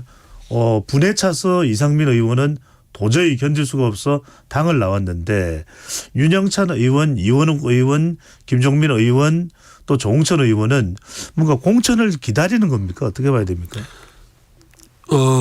제가 뭐 제가 그분들하고는 오랫동안 얘기도 하고 해온 분들입니다. 네. 뜻도 같고 인식도 상당 부분 같이 하는데 나중에 그 원칙과 상식에 참여를 안 하게 된 거는 저는 결행을 해야 된다라고 하는 입장이었고 그분들은 당내에서 좀 더 당의 개선을 위해서 노력을 해보자. 그런 애정과 미련이 남아 있었겠죠. 뭐 그런 차이 때문에 그러나 저는 더 이상 뜯어 고칠 수 없는 지형이다. 여기서 노력을 하는 건 무의고 쓸데없는 무용의 노력만 하는 거다. 그리고 괜한 자칫하다 보면 공천 때문에 뭐 이렇게 흥정거리는 거다. 또는 공천 때문에 트러블을 일으키는 거다. 이런 공격을 받으니 그런 부잡스러운 소리 듣기 전에 그냥 따로 별도의 당을 나가자. 결별을 하자 이런 주장을 저는 했던 것이고 뭐 그분들은 하여간 뭔가 하여간 나름의 계산이나 생각이나 뭐 있겠죠. 그러나 아마 주된 건 당에 조금 더 한번 노력하면 바꿀 수 있지 않을까 뭐 이런 생각을 하는 것 같아요. 공천에는 불이익을 당하지 않을 것이다. 또 기다리면 상황에 따라서는 이재명 대표가 전격적으로 물러나고 비대위 체제도 될 수 있을 수도 있다. 이런 기대감인가요? 그건 제가 대변하기가 좀 그렇습니다. 네. 요 근래는 뭐 소통을 잘 안 해서. 근데 제가 미루어 짐작하면 하여튼 저하고는 좀 결이 다르잖아요. 그죠? 그래서 저는 5명이 좀 같이 결행을 해서 당을 나와서 일정 부분 더불어민주당에 충격을 좀 주고 싶었어요. 네. 그리고 나름 하여튼 별도의 정치 서비스 고품질 경쟁을 좀 벌여서 더불어민주당과 유권자로부터 심판을 받으면 될 거 아니겠습니까? 누가 잘했나? 더불어민주당과 결별하는 게 맞나? 아니면 더불어민주당에 남아서 이재명 중심으로 하는 게 맞나? 그건 유권자들한테 심판 받으면 몇 개월 후면 나올 텐데 저는 그런 주장이었는데 그분들은 뭐 더불어민주당을 생각하는 게 저보다 더 강한 모양이죠. 네. 자, 이번엔 이낙연 전 대표 이야기를 좀 나눠보겠습니다. 이낙연 전 대표를 실제 또 만나기도 하셨잖아요. 예, 전화가 지지난주 일요일 날 전화 와서 네. 다음 날 월요일 날 만났습니다. 많은 분들이 궁금해하는 건 물론 이제 당사자에게 직접 듣는 것이 최선의 방법이긴 하겠지만 신당을 뭐 만들겠다는 겁니까? 아직까지도 간보기를 하는 겁니까? 제가 그때 2주 전이죠. 네. 월요일 날 그 이낙연 대표하고 말씀 나눈 느낌으로는 강하다.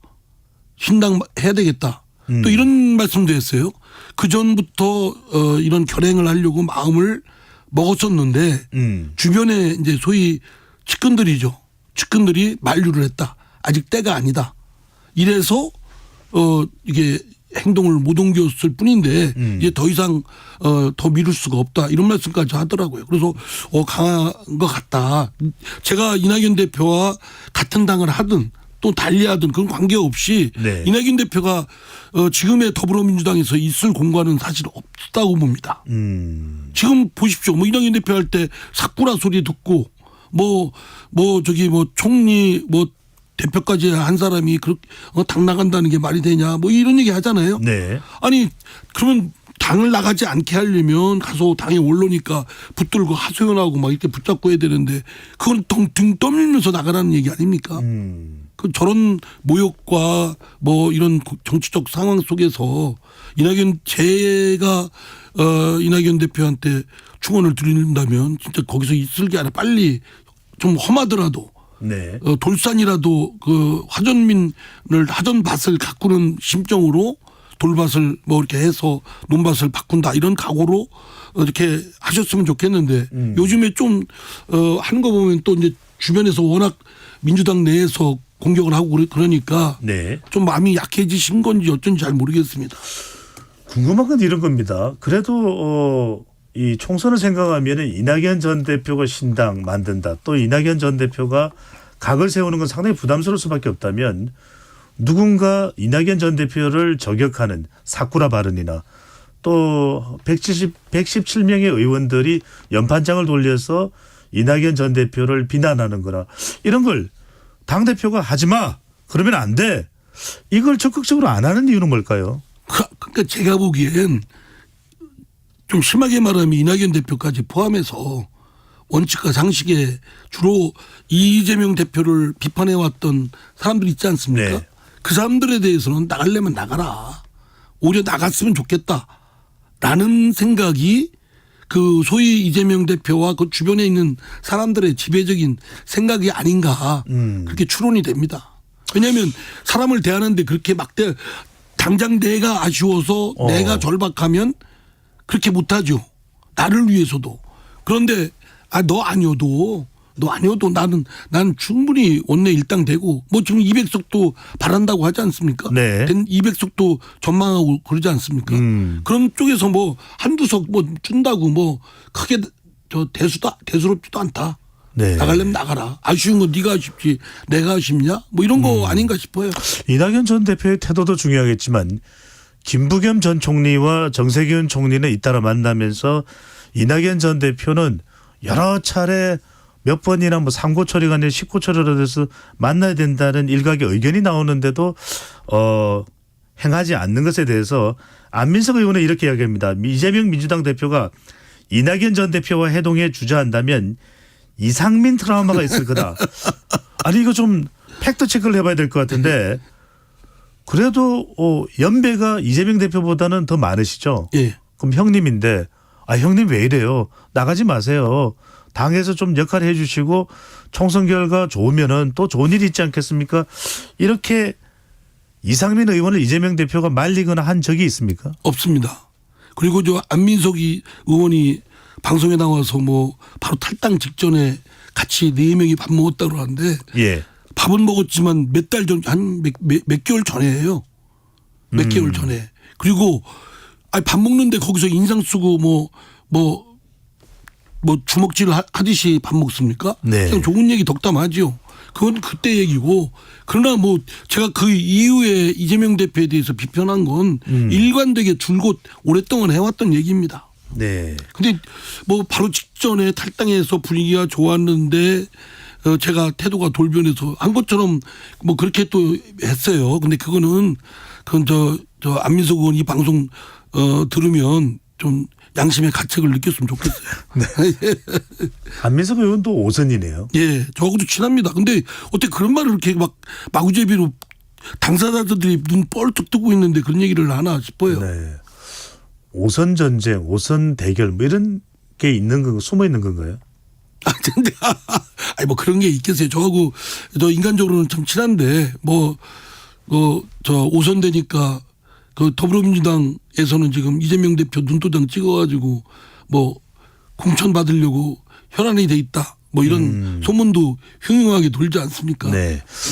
민주당 내에서는 강하게 강성 태도를 취해야 공천에 유리할 수 있고 이재명 대표에게 눈도장을 찍을 수 있다. 이런 또 제가 볼 때는 김민석 의원이니 그 주변에 있는 사람들이 이낙연 대표한테 막 날쌘 뭐 사쿠라 발언이니 막 했잖아요. 네. 그런 것들을 보면 그렇게밖에 의심이 안 돼요.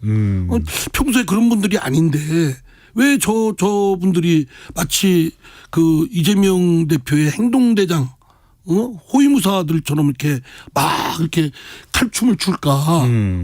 아니 어느 정도 좀 품격 지키면서 좋게 얘기하고 물밑에서 얘기할 수도 있고 뒤에 가서 얘기할 수도 있고 하는 얘기를 막 사쿠라 막 이런 얘기로 하면서 변절자, 배신자, 네. 뭐 은공을 모르는 사람 뭐 이런 식으로 이렇게 몰아치는 건 매우 잘못된 것이다. 네. 한때는 이낙연 전 대표 이낙연계 NI계임을 떳떳하게 드러내놓고 이야기하던 광주 전라 지역의 민주당 현역 의원들도 앞다투어서 이낙연 신당에 참여하지 않겠다는 것도 내년 공천과 관련돼 있다고 봐야 되나요? 아니, 그러니까 저도 이해가 안 되는 게 아직 신당 준비 작업만 하고 있다고 했고 네. 뭐 신당을 추진한다고 해도 신당에 참여하라고 했는데 거절하면 몰라도 참여하라는 얘기도 안 했는데 본인이 알아서 나는 신당에 참여하지 않겠다라고 하는 건 나는 기독교 신자가 아니야 하면서 십자가를 스스로 밟는 거와 다를 바가 뭐가 있어요. 그냥 좀 잘 그 행동들이 이해가 안 됩니다. 좀만 합리적으로 생각하면 저런 행동들을 어떻게 하지? 마구제비로? 그래 이낙연 대표는 상처를 많이 받았겠다. 원래 이낙연 대표는 좀 이렇게 좀 근엄한 분 아니세요? 네, 엄중낙연이라고 했습니다. 그러니까 이제 그런 거에 대한 좀 상처를 많이 받았을 거예요. 네, 이낙연 전 대표의 목소리가 더 깊어지겠네요. 이해가 안 됩니다. 자, 이제 이 병리평도 좀 여쭤봐야 되겠네요. 이 병리평 논란은 어떻게 이해를 해야 됩니까? 그건요, 약속이잖아요. 네. 국민의힘이나 더불어민주당이나 사실은 진짜 약속을 어긴 건 이 국회의원 선거가 지역구는 소선거구제 아닙니까? 비례는 지금 준연동형으로 돼 있고 소선거구제를 폐지하기로 했습니다. 그래서 윤석열 후보는 대선 후보는 소선거구제를 중대선거구제로 바꾸겠다. 더불어민주당은 그 소선거구제를 비례대표를 대폭 확대하는 것으로 바꾸겠다. 네. 뭐 이랬습니다. 근데 그건 다 폐기해버리고 다 집어던치고 소선거구제를 고수하는 걸로 슬그머니 약속을 했어요. 그리고 남은 40여 석의 비례대표 가지고 준연동형을 그대로 할 거냐 아니면 과거처럼 병리평으로 할 거냐 뭐 이거 아닙니까? 소선거구제 약속 파기한 거 뒤집은 건 뭐 더 얘기할 것도 없지만 비례대표라도 약속을 지켜야죠. 네. 근데 지금 더불어민주당의 이재명 대표 계속 지금 병리평으로 하느냐 준연동형으로 하느냐 이거 가지고 지금 내부의 진통을 겪고 있잖아요. 논란을 벌이고 있고. 근데 그거는 더 이상 얘기할 필요가 없죠. 준연동형으로 해야죠. 그럼 왜 약속을 뒤집습니까? 툭하면 더불어민주당은 불체포 특권도 약속 뒤엎고 툭하면 뒤집는 거예요. 그리고 그에 대한 설명도 없고. 의원님 잘 이해가 안 가는 게 적어도 당에서 주목받는 이탄희 의원 같은 사람도 불출마를 내걸면서 준연동형 약속은 지켜주십시오라고 이야기를 하고 있는 그런 상황이고 또 이낙연 전 대표나 다른 외곽의 민주당 인사들도 아니 준연동형에서 야권 통합으로 가야 되는 거 아니냐 이야기를 하는데 왜 병리평을 고집하는 이유가 단순히 총선 승리 외에 다른 어떤 이유가 있을까요? 총선 승리 아니라 그 병리평 준연동형 하면 이재명 대표의 공천권이 비례대표의 작용이 거의 안 되겠죠. 다른 소수당한테 다 넘어갈 테니까. 그죠? 위성정당이든. 그런데 이제 병리평을 하면 당대표의 권한이 20여 명의 자기 사람들을 심어놓을 수가 있죠. 그런 현실적인 이해관계는 크죠. 그 욕망은. 약속을 지키냐 욕망을 따르냐. 근데 좀 문명인이면 약속을 지키는 게 문명인답게 행동하는 거고 욕망대로 한다면 야만이죠. 네. 자, 이상민 의원의 의견입니다. 네. 국민의힘 살펴볼까요? 자, 단도직입적으로 또 여쭤볼 수밖에 없는 게 한동훈 비대위원장. 왜냐하면 이건 뭐 아직까지 확실하지 않지만 국민의힘으로 갈 가능성도 열려 있기 때문에 한동훈 비대위원장 어떻게 평가를 하십니까? 한동훈 장관에 대해서 아는 건 언론에 민주당 의원들하고 설전 벌이는 거. 네. 그게 제일 각인돼 있죠. 저도 일반 국민처럼. 그리고 한 번 전화 통화한 적이 있어요. 근데 그 TV에서 보는 설전과 달리 저하고 통화할 때는 굉장히 예의 바르고 정중하더라고요. 그게 좀 이렇게 정중한가? 좀 속으로 그렇게 생각을 했어요. 이상민 의원이라서 특별히 정중했다고 봐야 될까요? 그래서 제가 워낙 점잖은 사람이라. 네네네. 예. 그 말은 동의 안 하시는군요. 아니 그 말은 아니고요. 비대위원장이 여하튼 될지 안 될지는 모르겠습니다만 한동훈 비대위원장 체제가 된다면 어떤 장점이 있고 어떤 또 우려스러운 부분이 있을까요?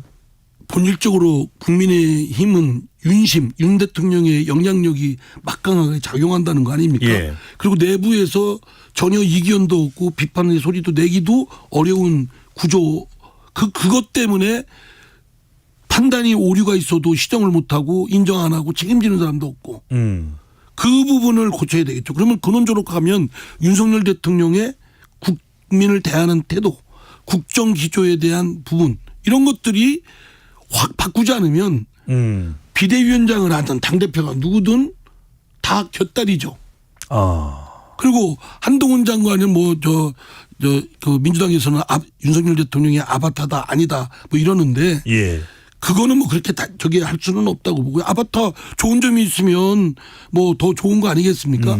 그런데 이제 문제는 한동훈 장관이든 누구든 쉽게 윤석열 대통령의 그런 압도적인 리더십을 깨기는 쉽지 않다. 그러려면 윤석열 대통령 스스로가 자신의 국정을 임하는 자세라든가 또는 여당인 국민의힘을 대하는 태도라든가 그거는 참모들도 마찬가지죠. 대통령실도. 그에 대한 딱 본래의 그 올바른 자세로 돌아가야 되겠죠. 자꾸 관여하려 한다든가 영향력을 미치게 하려고 한다든가.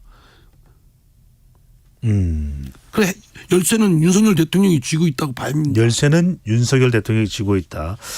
자, 윤 대통령도 윤 대통령이지만 한동훈 장관이 비대위원장이 만약 된다면 또 앞으로 총선 국면에서 지금 더불어민주당은 오는 28일 쌍특검 김건희 여사 특검법을 통과시키려고 그렇게 하고 있습니다.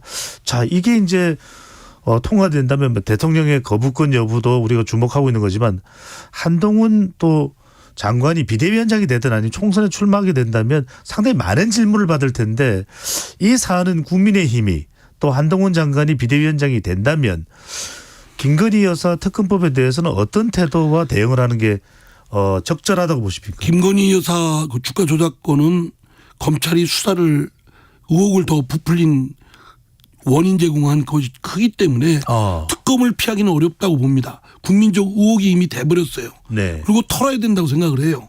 그런데 그래서 국민의힘의 비대위원장이 되든 뭐 윤석열 대통령도 거부하기가 굉장히 어려울 겁니다.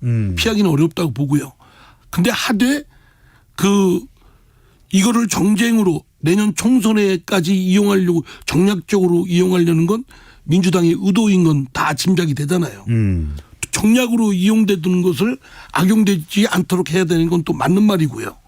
그럼 저는 그 시기를 총선 이후로 미뤄야 된다. 저는 방송에서 몇 차례 그런 말씀 드렸거든요. 제 제안이. 근데 그렇게 하는 방법이 저는 합리적이라고 봅니다. 민주당이 받아들일까요? 안 받으려고 하겠죠. 정략으로 써야 되니까. 그럼 대통령 그걸 이유로 거부하겠죠. 특검을 반대하는 건 아닌데 이 시기를 정략용으로 악용하는 것은 대해서는 할 수 없다. 어제도 제가 보니까 한동훈 장관이 뭐 독소 조항이 있다고 하지 않습니까? 사실은 매번 수사 상황을 이렇게 보고하고 하는 것이 적당한지는 좀 논의는 좀 해봐야 될 필요는 있다고 봅니다. 왜냐하면 지난번 박근혜 대통령 사건 때도 특검 때 그렇게 했지 않았습니까? 그러니까 온통 세상이 그걸로 뒤범벅이 되는 거예요. 사실은 그 문제는 그 문제대로 재단하고 실체 규명하고 처벌하면 될 일인데 온통 나라의 에너지가 그쪽으로 다 블랙홀처럼 빨려 들어가는 건 나라 국민을 입장에 생각할 때는 별로 바람직하지가 않죠. 광풍이 지나가도록 하는 거는 저는 바람직하지 않다고 생각합니다. 끝으로 이 질문 드리겠습니다. 만약 윤석열 대통령이 기회가 된다면 이상민 의원에게 조언을 좀 부탁드립니다라고 한다면 1분의 시간이 주어진다면 어떤 조언을 가장 또 절절하게 하고 싶으신가요? 윤석열 대통령도 사법시험 9번 만에 됐지 않습니까?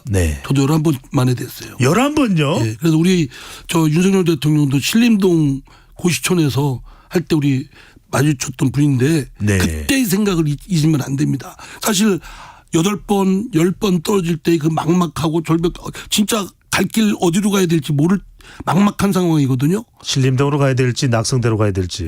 그때 정말 이게 시험이 언제 될지도 보장이 안 돼 있고 막막하고 겸손하게 국민을 보다 더 섬세하게 부드럽게 그리고 따뜻하고 섬세하고 부드럽게 지금의 강한 모습보다는 부드러운 모습 그런 모습을 보이시면 지지도가 제가 볼 때는 한 10% 올라갈 겁니다.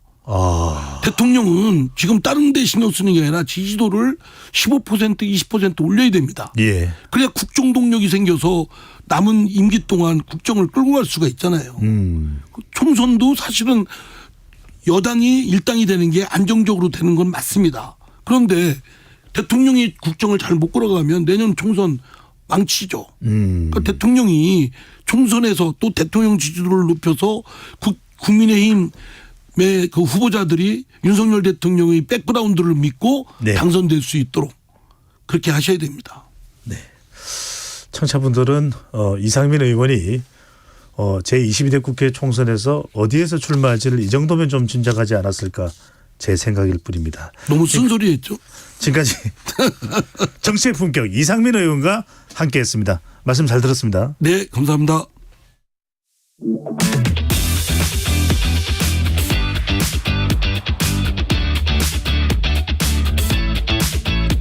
배종찬의 시사본부는 여러분과 함께합니다. 짧은 문자 50원, 긴 문자 100원이 드는 샵 9730. 라디오 어플 콩과 유튜브는 무료로 참여하실 수 있습니다.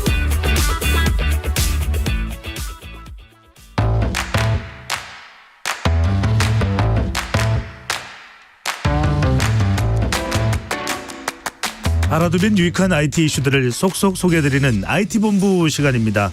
IT는 이 사람만 있으면 됩니다. 김덕진 IT 커뮤니케이션 연구소장 함께합니다. 어서 오십시오. 네, 안녕하세요. 반갑습니다. 김덕진입니다. 네, 요즘 여러모로 바쁘시던데 네. 살이 빠지셨네요. 저요? 네. 아니에요. 안 빠졌어요. 상대적으로 혹시 조금 죄송합니다. 네. 아무런 칭찬도 통하지 않는군요. 자, 네. 오늘 오프닝에서도 이 말씀 드렸는데 인공지능 진화 속도가 정말 빠르다. 네. 언젠가는 또 인류를 위협할 그날도 오지 않을까 이런 생각도 들기도 하는데 내년에 대한 예측들이 이제 연말이기 때문에 시작됐습니다. 2024년에 내년입니다. 오히려 인공지능이라는 말이 사라질 수도 있다. 네. 이런 이야기가 나오네요. 그러니까 이게 어떤 거냐면요. 요즘에 우리가 스마트폰 얘기할 때 스마트폰의 기술이 어떻다 막 이런 얘기 생각보다 예전보다 잘 안 하잖아요. 그냥 스마트폰이 스마트폰이고 그냥 당연히 스마트폰에서 뭐 사진 보내지고 막 이런 것들이 아니냐라는 건데 생각해 보시면 몇 년 전에 스마트폰 나왔을 때 우리가 우와 스마트폰으로 영상도 이렇게 볼 수 있어? 막 사진도 가? 난리가 났었죠. 네, 근데 지금 AI가 그렇다는 거예요. 무슨 말이냐? 지금은 우리가 인공지능이란 말 자체로 우와 놀랍다. 막 뭔가 이렇게 얘가 대화도 해주네? 와 놀랍다 이러고 있는데 내년쯤 되면 너무 이제 AI가 많이 쓰여서 더 이상 뭔가 이렇게 특별한 용어가 될 것 같지 않다. 그러니까 이른바 일상의 AI가 녹아 들어가니까 이를 굳이 강조할 필요가 없는 AI 역설이라는 것이 이제 생길 것이다라고 뭐 포브스나 이런 데서 예측을 하고 있는 거예요. 그만큼이나 지금은 이 AI라는 게 약간 좀 어느 정도 과도할 정도로 뭐 마케팅용으로든 이제 본인들의 기술을 알리기 위해서 우린 AI 하는 회사야라고 하는 걸 상당히 강조하는데 내년쯤은 너무 이제 이런 것들이 이제 익숙하게 쓰이니까. 만연해서. 네, 굳이 AI를 강조하지 않아도 되는 마치 스마트폰을 하면 뭐 그냥 당연히 스마트폰이지라고 하는 것들처럼 된다는 것인데요. 이제 그게 이제 상당히 이제 흥미로운 것 중에 하나가 미국 NBC에서 어떤 분석을 했냐면 AI를 도입한 기업이 몇 %입니까라는 거를 이제 본인들 기업에 물어봤다고 해요. 근데 이제 응답을 했더니 4%에 불과하다라는 결과가 나온 거예요. 많지 않네요. 네, 근데 이제 왜 4%지라고 했더니 결과적으로 본인들이 쓰는 제품들에 AI가 들어 있는데 너무 익숙하니까 이게 AI라는 걸 모른다라는 겁니다. 예를 들면 불식간에. 그렇죠. 그러니까 아까 말씀드렸던 4%는 우리가 있는 회사에 뭔가 특별한 AI를 쓴다라는 것들이 자체적으로 있다 보니까 하는 거고 예를 들면 나머지 회사들 우리가 뭐 온라인으로 이렇게 미팅하는 화상회의 솔루션들이 있잖아요. 그런데도 요즘은 다 AI가 들어가 있거든요. 뭐 예를 들면은 대화하는 것도 방금 저도 지금 온라인 회의하고 왔는데 회의하는 걸 바로 그냥 한국어로 이제 자막으로 보여준다든지 네. 그 내용을 바로 요약해서 보여준다든지 그런 것들이 이미 되고요. 우리가 알고 있는 이 메신저 서비스들도 최근에 우리나라 이제 톡 같은 경우에도 그 기능이 나왔죠. 수많은 톡들 메시지를 요약해주는 이런 것들도 지금 AI에서 되거든요. 가능해요? 네, 그런 게 이제 며칠 전부터 몰랐네요. 오픈이 됐습니다. 그래서 네. 이렇게 우리가 굳이 AI라는 걸 강조하지 않아도 우리 일상에 AI가 너무나도 익숙하게 들어오니까 네. 특별하지 않은 용어가 될 수 있다라고 하는 예측이 나오는 것이죠. 진행은 AI가 대신 안 하겠죠. 진행이요? 제가 볼 때 그때도 한번 말씀드렸지만 하더라도 그래도 아직 우리 소장님의 썰렁 개그는 못 따라하니까. 네, 썰렁 개그로 가시죠. 네. 그래서 요즘에 또 이 네. AI가 워낙 또 일반화되다 보니까 내년부터는 이제 휴대폰에도 온 디바이스 AI 뭐 이런 이야기까지도 나오면서 네. 또 각광을 받고 있는 것으로 보이는데 그만큼 인공지능이 일상화된다. 이게 또 뭐 긍정적으로 볼 부분도 있을 것 같고요. 네. 자, 전화 통화를 AI가 실시간 번역해주는 기술이 우리나라에서 나왔네요. 네, 맞습니다. 지금 소장님께서 말씀하신 온 디바이스는 이제 기계에 탑재되는 거고 네. 그거 말고 그냥 온라인에서 하는 서비스가 이미 우리나라 한 통신사에서 출시가 됐어요. 쉽게 말하면 이런 겁니다.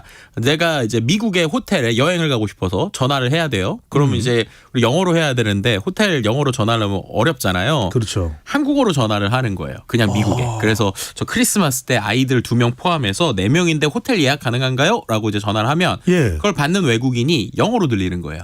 그래서 이제 영어로 이제 AI가 제 목소리를 인지하고 그걸 똑같이 해주는 수준은 아닌데 AI 성우가 영어로 이제 얘기를 해주는 거예요. 그럼 들은 외국 사람은 다시 영어로 이제 한국어로 영어로 이제 이러이러합니다라고 얘기를 하면 그게 이제 내 귀에는 인공지능의 한국어 목소리로 들리는 겁니다. 그럼 영어를 못해도 되는 거네요. 그렇죠. 그럼 이제 어느 정도까지는 이제 우리가 기계 번역이라 완벽하지 않을 수도 있지만 아까처럼 예약을 한다거나 행정적인 뭔가를 한다거나 아주 자연스러운 대화는 아니지만 약간 우리 예전에 그 무전기처럼 한번 텀을 있긴 있습니다. 근데 그럼에도 불구하고 커뮤니케이션은 된다라는 게 이제 상당히 놀라운 것이죠. 이제는 영어 못하는 게 두려운 일이 아닐 수가 있네요. 네, 그렇죠. 이제 이런 기반들이 계속 나오게 되면 조금 더 발전되면 이게 더 업그레이드가 될 것 같아요. 그러니까 지금은 이게 국내의 한 통신사 그리고 국내에 있는 통신망에서만 되는 상황이거든요. 근데 말씀하신 대로 내년에 이제 우리나라 뭐 삼성전화 이런 데서 이제 기계 안에 AI가 탑재되어 있는 것들을 만들려고 해요. 그럼 그렇게 되면 이게 어떤 차이가 있느냐?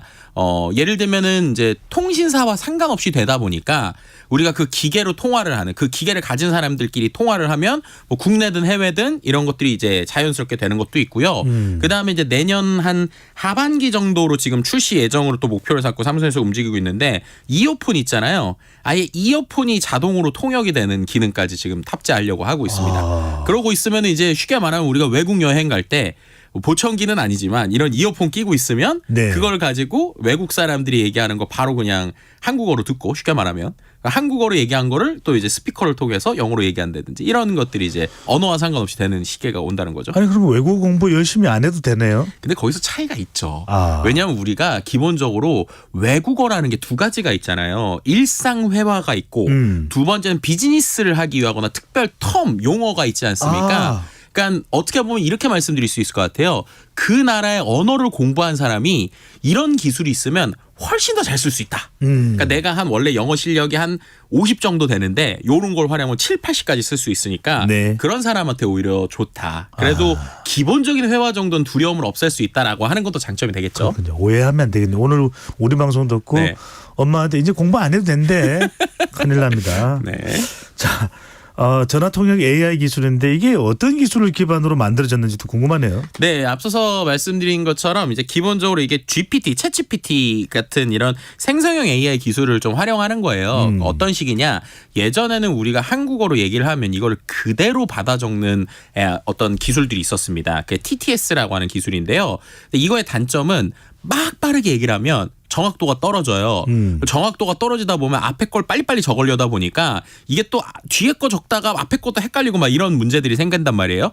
근데 이 LLM 기술을 활용하는 그러니까 이 챗GPT 같은 기술을 활용하는 건 어떤 거냐면 첫 번째는 그냥 대충 적는 거예요. 속기사처럼. 막 적습니다. 근데 그리고 나서 얘는 알다시피 수많은 인터넷에 자기 언어 대화 목록이 있잖아요. 대충 적은 거를 자기가 가지고 있는 지식하고 비교를 해보는 거예요. 이 사람이 요렇게 얘기한 거구나. 그라고 하면 이제 속기사가 적은 거를 수많은 데이터를 갖고 이 사람이 이렇게 적은 거야라고 한 번 더 번역을 하는 거예요. 그러니까 보정을 하는 거죠. 그다음에 그 보정된 언어를 다시 뭐 예를 들면 한국어를 영어로 번역하는 이런 AI들은 많잖아요. 번역을 시키고 번역한 거를 또 읽어주는 AI를 통해서 읽어주는 거죠. 그렇게 되면은 이제 오히려 이제 아이디어를 바꾼 거죠. 정확하게 받아 적는 것보다 대충 빨리 받아 적고 그걸 빨리 한 번 더 번역시킨 다음에 그걸로 이제 얘기를 하게 하는 이런 구조다. 이렇게 설명해 줄 수 있습니다. 이게 설명을 들으면 여러 단계를 거치는 것 같은데 이 단계가 순식간에 진행이 되네요. 그렇죠. 그런데 이게 아까처럼 그래서 실시간까지는 아니지만 대화를 하고 잠깐 기다리면 우리가 옛날에 무전기 정도 요 정도까지는 지금 되고 있고요. 네, 그런 부분들이 이제 조금 더 진화하면 이 속도들이 조금씩 더 빨라질 수 있다. 근데 그러다 보니까 완벽하진 않아요. 그래서 아까 말씀드린 대로 대충 우리가 이 정도는 되는 거죠. 뭐 유튜브 같은 데 보시면 자막이 없는데 제가 자동 자막 이런 거 켜놓으면 영어가 대충 빠르게 한국어로 막 번역이 되잖아요. 그 정도 보고라도 내가 그 분야에 좀 전문 지식이 있거나 한국어를 잘하시는 분들이거나 아니면 내가 뭐 예를 들면 특정 전문 분야의 어떤 거다.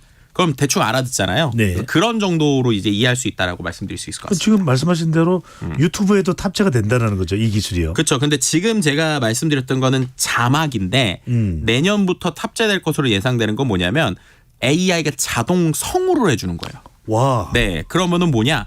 예를 들면은 저희가 지금 막 이렇게 한국어로 얘기를 하잖아요. 그럼 그게 지금 유튜브가 이미 이렇게 자막으로 만들잖아요. 그럼 똑같은 원리예요. 그 자막을 예를 들면 영어로 자막으로 바꿔주겠죠.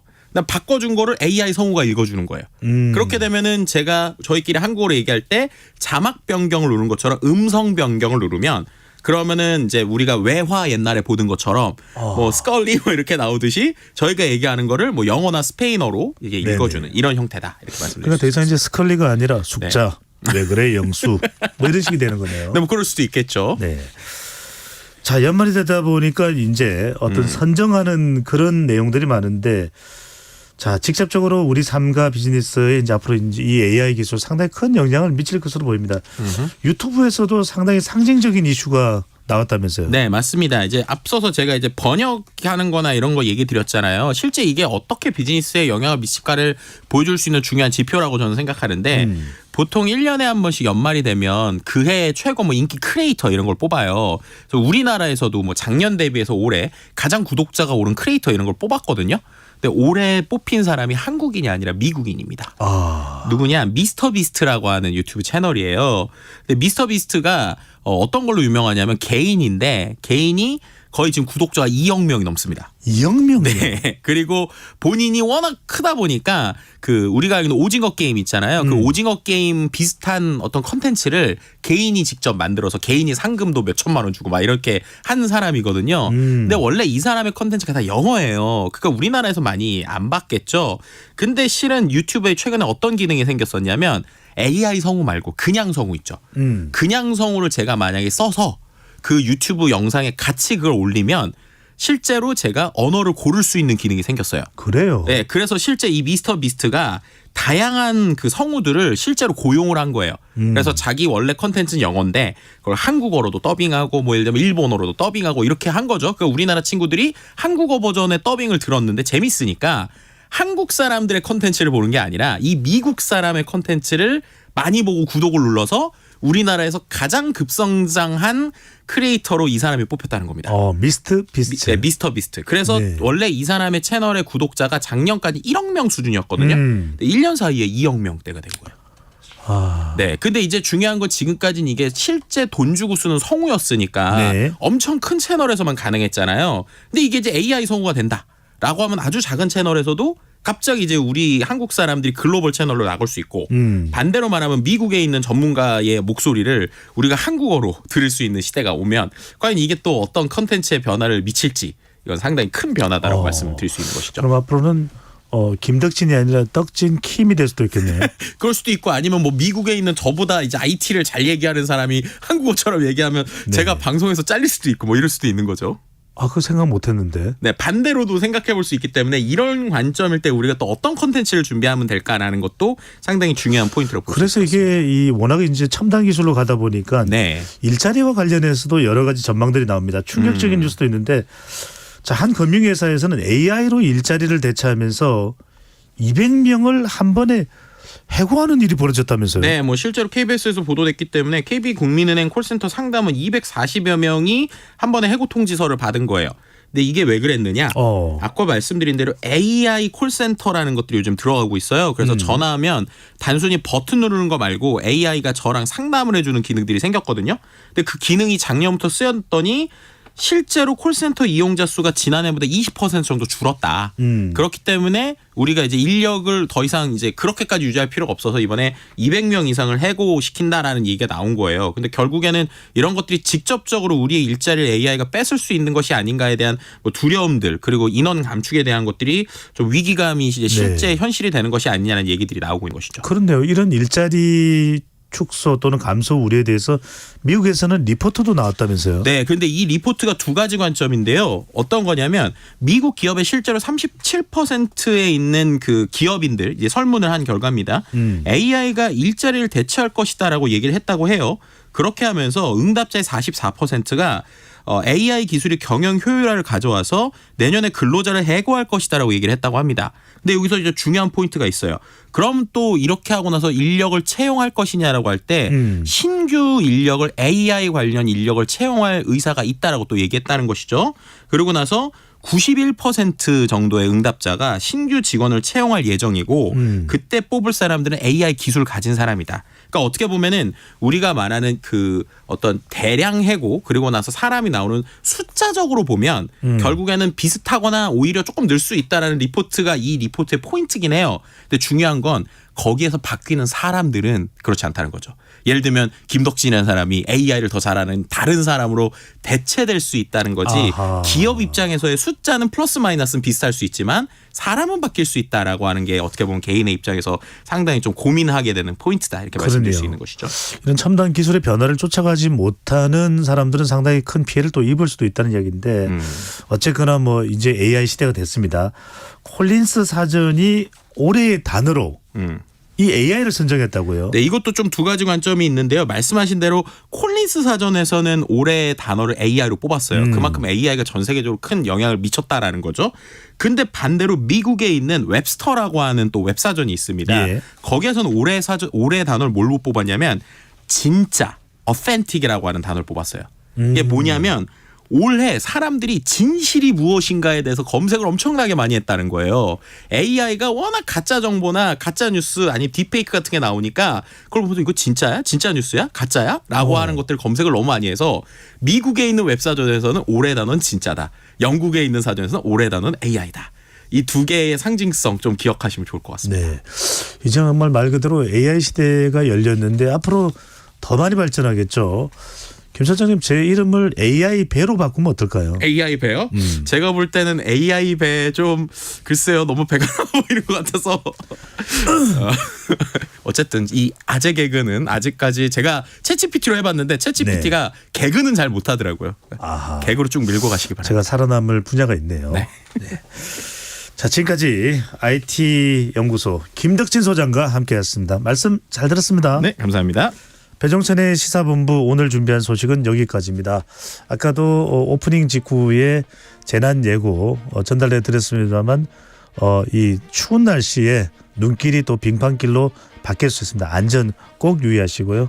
또 행복하고 또 좋은 또 오후를 보내시길 바랍니다. 저는 내일 낮 12시 20분에 돌아오겠습니다. 내일 뵙겠습니다.